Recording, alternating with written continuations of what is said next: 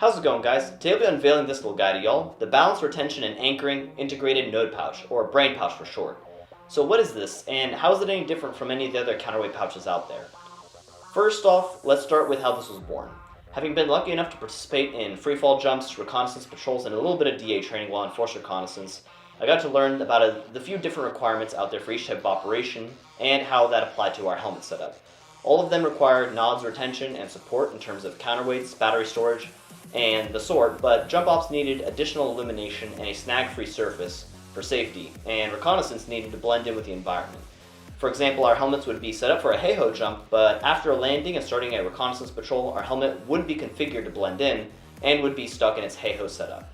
So the need to reconfigure the helmet for different tasks was established, but we also discovered a personal preference for keeping our helmet-related accessories that would be on our head anyway stored with the helmet itself. Most of the helmet pouches out there only store a counterweight, batteries, a battery pack, or some combination of those items, but don't really have any volume left to contain other items you might like to store on your helmet. Essentially, the BRAIN pouch exists to store counterweights to save your neck, retain helmet accessories with the helmet when transitions are needed, and provide retention to those same helmet accessories all in one package. So, with that big old why out of the way, let's get into the design, possible setups, and how to mount the pouch to your helmet. The BRAIN pouch is really a small kit that includes the pouch itself, a mounting kit, and a full-length retention kit. The pouch is a simple, zippered pouch that features some volume and stretch to accommodate a number of different accessories, including Hellstar strobes for when they are no longer needed, various battery packs you'd like to keep out of the elements or just stowed, helmet scrim you don't need at the moment but will, helmet cameras you might need later on, counterweights that can be added, 20-round box of 5.56 to act as an improvised counterweight, batteries and their organizers, lens wipes for your nods and eye pro, helmet lights that might be a snag hazard at the moment, or pretty much anything else that fits a 4x3 by 1.5 inch footprint. In the near future, we'll be also offering a dedicated counterweight plate that will fit the profile and simply plug into the pouch to balance out the weight of NVGs. The pouch features a roughly 4-inch by 2-inch trapezoid. We love trapezoids if you haven't noticed already. It's Velcro loop field for identification, and on the inside is a internal Velcro loop lining for your preferred organizer, a cable pass-through located at the top center for battery packs and their cables. Drainage holes are present on the bottom rear to allow water to leave it, and hook Velcro on the back for mounting to the helmet. You'll notice that on the exterior of the pouch, it features a number of tie-off points on the sides and the top, and these are for the mounting of the pouch as well as securing helmet accessories.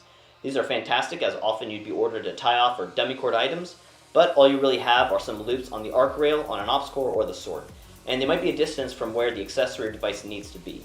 The numerous tie-off points allow you a significant amount of freedom in how you mount the pouch, but also how you tie off those items and get them where you want with a shorter exposed snag hazard. For the mounting kit, it consists of 2 short lengths of shocker with cord locks, and these tie-off points that piggyback off of your helmet's screws. For the full-length retention kit, it consists of 1 long piece of shock cord with cord locks, and a piece of adhesive hook Velcro, and this front tie-off point tab. With the design out of the way, let's run through how it could be used. Going back to what started all this, here we have an OpsCore SF Fast set up to transition from a hey-ho jump to a patrol in a wooded environment. Our scrim is located within the pouch, along with counterweights, while the Hellstar is retained with a dummy cord. During the insert, the Hellstar would be out, but once the individual cleared the LZ and regrouped, they could pull out the scrim and stow the Hellstar.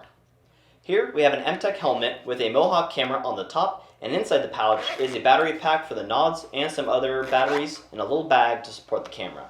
We also have the battery cable coming out of the pass-through on the rear, and this is more of an overt helmet setup that values these helmets devices being out and actively used while storing support items within the pouch.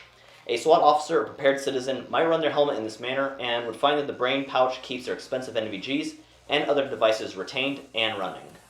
Lastly, here's a more standard helmet setup an infantry marine or the sort may have, where the BRAIN pouch is just acting like a support node for the NVGs and iPro by storing counterweights, batteries, a lens wipe, an IR patch, and a Princeton light they might not want getting swiped while they're not looking. The BRAIN pouch is compatible with pretty much any helmet that has 2 screws or other tie-off points spaced out by 6 inches and some loop Velcro on the back. To set it up, you'll remove the 2 back screws and place these tie-off tabs onto the shaft while folded, which creates a loop for the shock cord to pass through. Then screw the screws back into place. Next, place the BRAIN pouch in the center where you'd like it and take the short shock cord lengths and pass them through the tie-off points, then through the top and bottom loops on the pouch's sides. Where they meet in the middle, you'll add the cord lock. You'll repeat this process on the opposite side and then tighten both of them down. Following that, you can tie off a knot if you'd like and then stow the excess under one of the taut lengths of shock cord. The full-length retention kit is optional and is included so that you can provide additional vertical retention on the pouch, lash scrim to your helmet, or just add another layer of retention to the pouch or those other items. You could even have this length pass through the tie-off points on devices like the Hellstar strobe or Mohawk camera to add another layer of retention instead of just relying on the Velcro connection. To mount it, you'll take the hook adhesive tab and place it on the front of the helmet behind the NVG shroud and between the shell and the pads. You should have it inset at least half an inch to an inch from the edge. Then add the tab so that the tab is sandwiched between the shell and the pads.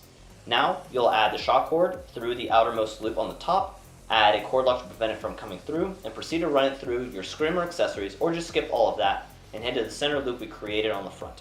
Now you'll repeat this in the inverse, add your cord lock, and if you'd like you can tie off knots for added security, and that's pretty much it. At the end of the day, the Brain Pouch can cater itself to niche operations where helmet transitions are needed, or just act as a general support pouch for the entire helmet. This will be released on November 24th at midnight alongside the start of our Wolf Grey Friday weekend long sale, and will be offered in multicam, Coyote Brown, Ranger Green, and Black initially. If you have any questions, please feel free to comment down below, DM us on Instagram, or email us at customerservice@shaw-concepts.com. If you'd like to check out our other offerings or stay up to date with us, check us out at shawconcepts.com or on Instagram, Twitter, or Telegram. Thanks for your time, and as always, conquer all.